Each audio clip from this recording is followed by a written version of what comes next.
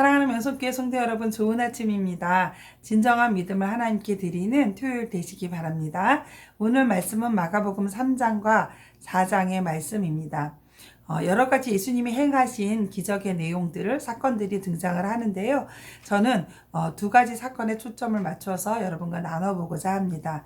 그 첫 번째는 2장에 이어서 계속적으로 나오는 이야기인데요.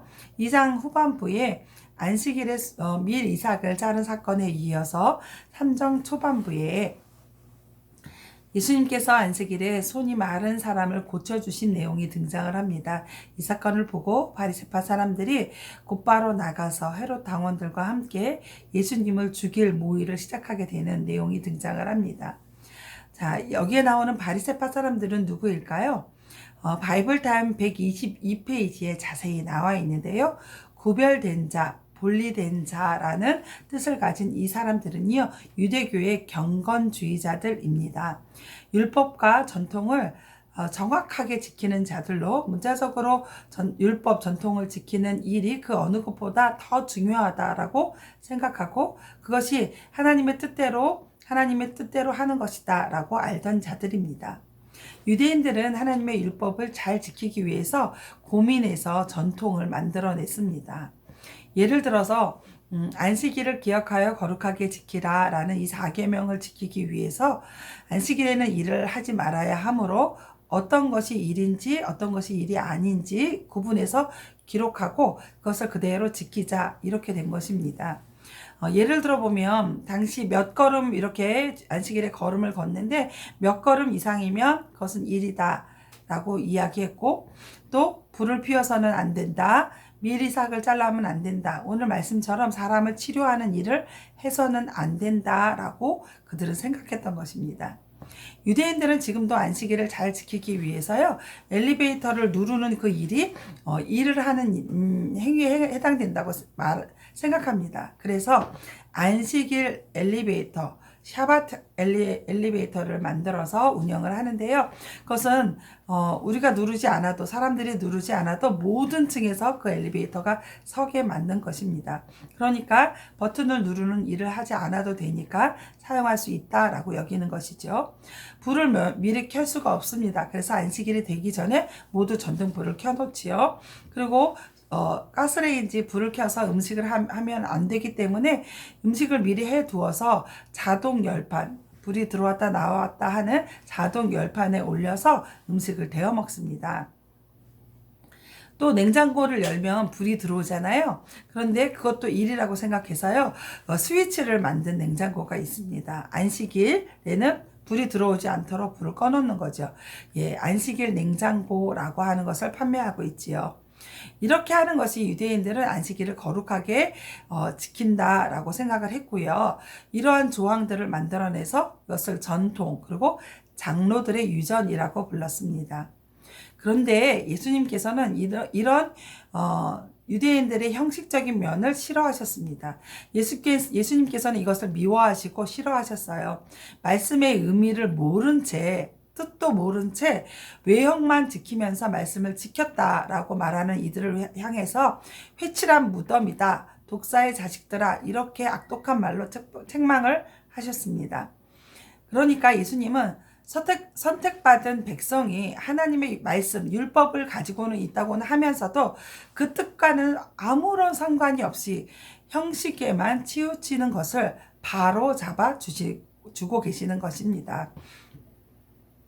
하나님께서 원하시는 뜻대로 하는 것, 그것이 진짜 말씀을 지키는 것입니다. 예수님은 이렇게 이제까지 그들이 살아오던 삶의 방식, 생각, 사고방식, 그리고 행동방식, 이 모든 것을 온전하게 뒤집어 놓으신 것입니다. 사랑하는 성도 여러분, 우리는 어디에 우리의 신앙에 중점을 두고 있나요? 마음을 두고 노력을 하고 있나요? 아니면 껍데기만, 외형만, 형식만, 모양만 붙들고 있는 것은 아닌지 생각해 보아야 합니다. 자, 다음은 4장 마지막에 나오는 폭풍을 잠잠케 하시는 사건입니다. 예수님과 제자들이 배를 타고 건너편으로 가는데 예수님은 배에서 주무시고 계셨습니다. 근데 그때 큰 바람이 불고 풍랑을 만나서 제자들이 예수님께 부탁을 합니다. 우리가 죽게 되었는데 어찌 돌보지 않으십니까? 라는 말로 예수님께 도와달라고 요청을 하지요. 예수님은 일어나셔서 잠잠하라, 고요하라 이 두 마디 말씀으로 바다를 잠재우십니다. 그리고 나서 제자들을 향해서 이런 말씀을 하시는데 왜 두려워하였느냐? 아직도 이렇게 믿음이 없느냐라고 말씀하셨습니다. 왜 두려워하느냐? 아직도 이렇게 믿음이 없느냐? 제자들은 예수님이 병자들을 고치는 것을 보았습니다. 귀신들을 내어 쫓는 것을 보았습니다. 기적의 일들을 행하시는 것들을 눈으로 보고 경험을 했습니다. 제자들은 그것들을 보면서 이분이 바로 하나님의 아들이구나. 하나님의 능력을 갖춘 자이구나 라고 생각을 했어야 했습니다.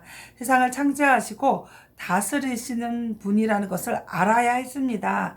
그리고 그 배에 같이 타고 있는 그분이 누구인지 모르기 때문에 두려워한 것입니다. 무서워한 이유가 그분이 정말 누구인지 몰랐기 때문에, 그분의 능력이 어떤지 자세히 알지 못했기 때문에 보았지만 몰랐습니다. 그래서 그들은 두려워했지요. 제자들은 이렇게 얘기했습니다. 이분이 누구이기에 바람과 바다도 순종하는가?